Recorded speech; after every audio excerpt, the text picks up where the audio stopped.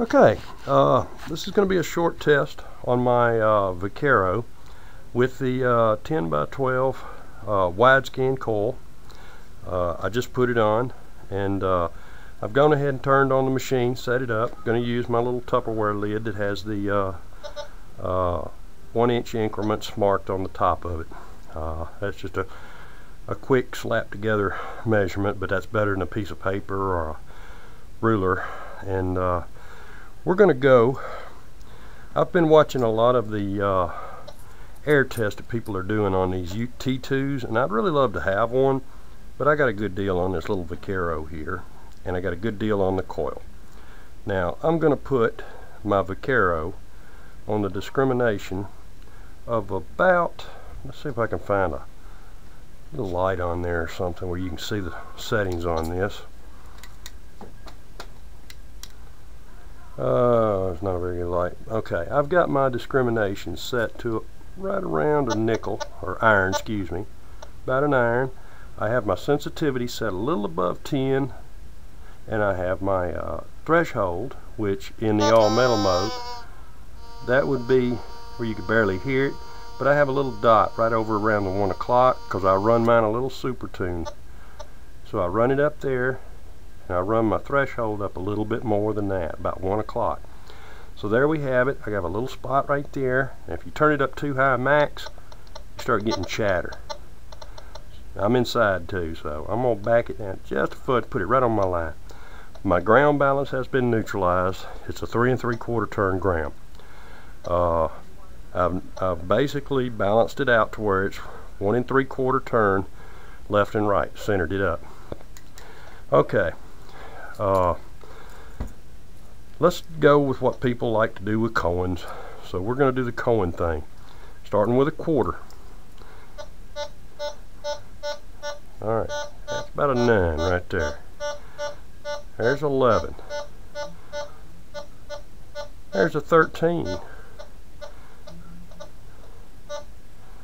I would say it gives a very good signal at a slow rate, not this whipping back and forth crap, at about 12 inches. If I was out digging, I'd dig that definitely. It's a good signal at 12 inches on a quarter. Let's go with a nickel. We're at 12, 13, between 13 to 14. I'd say 13 would be a very good solid signal to hit. Penny.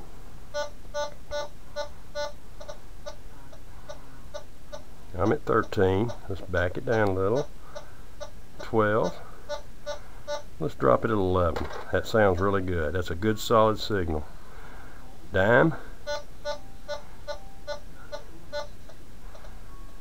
There's your 12. I'd say right around 10 to 11. We'll put it in between. Okay, and just for good measure, let's throw a 69 caliber and a 58 caliber mini ball in there. 58 caliber.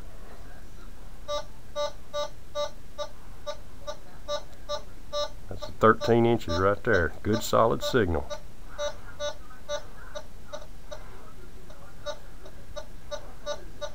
Now this is a double D coil, so your element of detection is, your range of detection is right through here.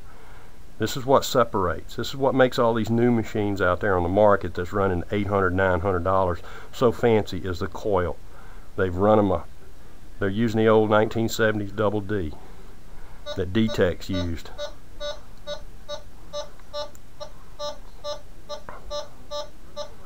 That's a good dependable solid 12 inches right there on a 58. Now let's go with a 69.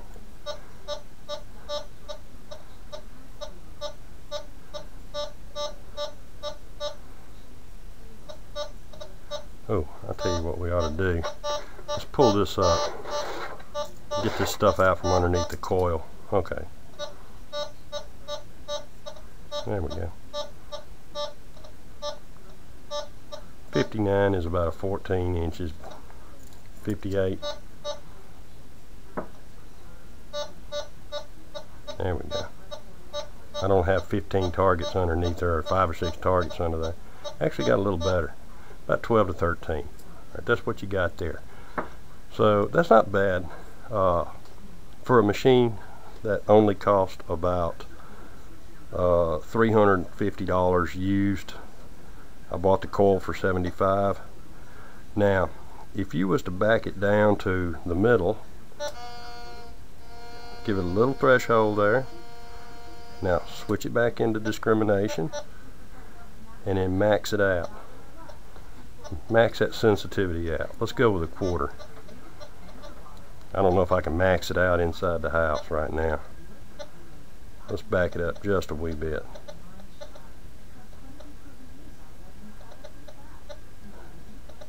Hopefully if you're out in the outside in the elements, you won't get all that mess. Alright, here we go.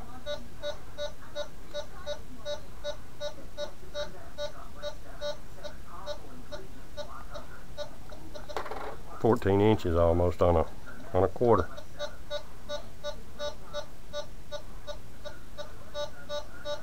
$13 solid on a nickel.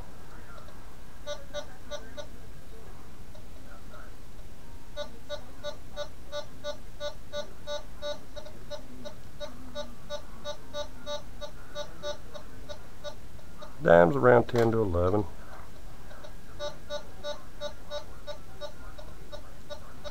And a penny. It's probably right in there between 11 and 12. So there it is. There's your air test with a 10 by 12 on a Vaquero. And you got to keep in mind the sweet spot on these are right in between here to there, and usually right up in here. That's what makes it goes in a blade form into the ground, and that's why it gets in between the trash so well. That's the double D coil. Usually this machine comes with a co-planter, which is a regular cone shape. Alright, let's back her down a little bit, and it's what we call super tune it.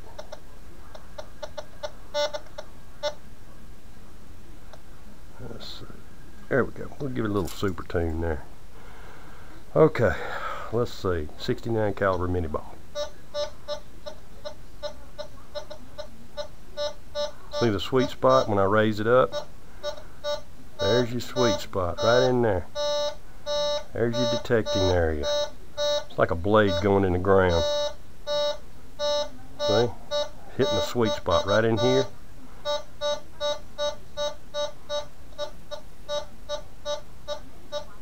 I'm not whipping it fast. That's about how fast I'd hunt in the woods. Easy 13 to 14 inches. 58 caliber.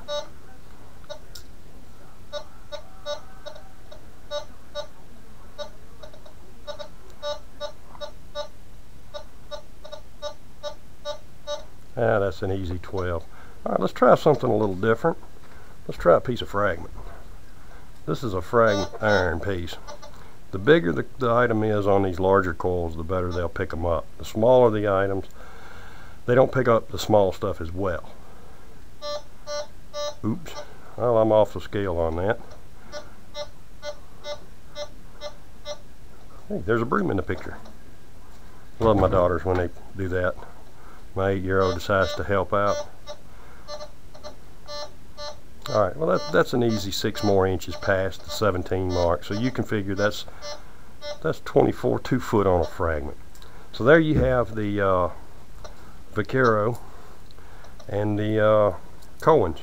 A little bit of relic stuff.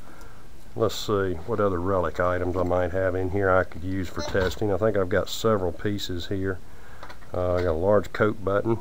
How about a let's see what else we got in here. Here's a little cuff button. And these Vaqueros are set up on the 14 kilohertz. Here's a large coat button about the size of a $half. Kind of a neat piece. Lord have mercy. It's at about 15 inches. Cuff button size, Coil button. 9 inches. That's 10 inches.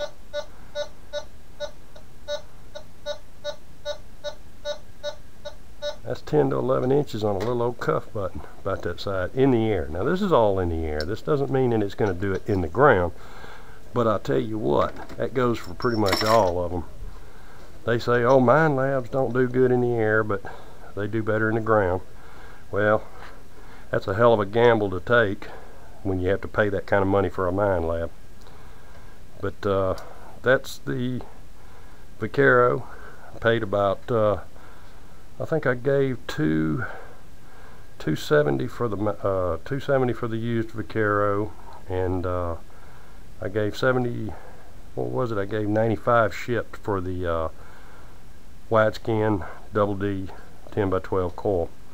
So I mean, you don't have to spend a fortune to get depth or to get a good machine. I believe this machine is going to do real well.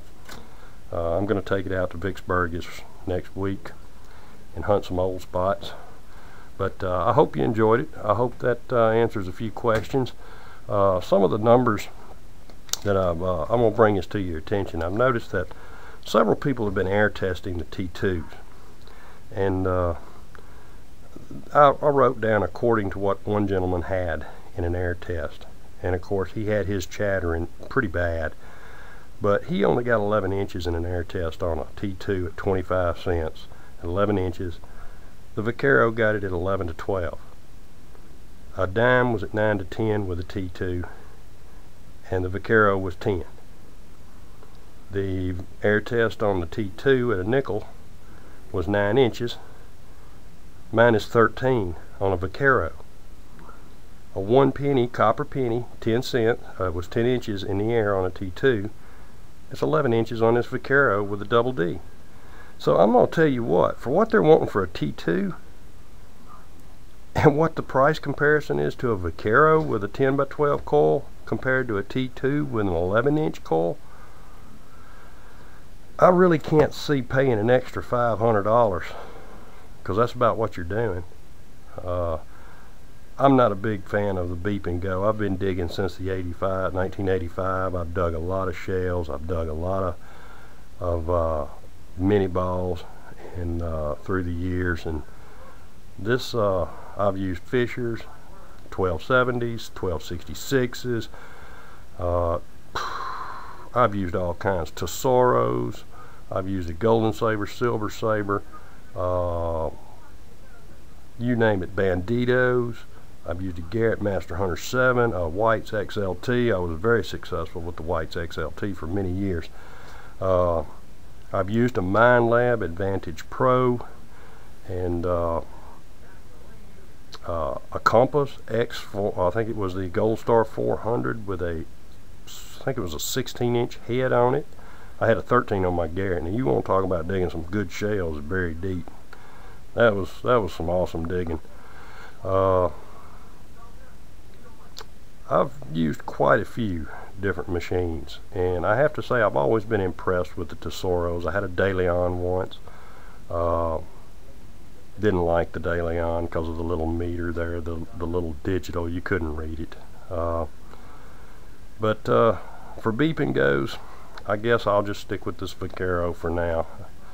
I really do like the design of the T2s, but like I said, I'm not rushing out to throw my money at somebody trying to sell a T2 for $800, $900 when I'm looking at these numbers here from what other people are putting up and from what I'm getting on my Vaquero. And you see it here, 11 to 12 inches on a quarter with a Vaquero and 11 inches on a T2. That's not a brainer. It's pretty easy to figure out. But and of course, you know, we all know it doesn't do it in the ground, so you got to figure in a lot of other factors. So I hope you enjoyed it. I hope it helped you out some. I just wanted to make this little video to show people that the Vaquero isn't down and out. It's still a good machine, and it's well worth the money. So I hope you enjoyed the video, and I hope it helps you out. So thanks for watching.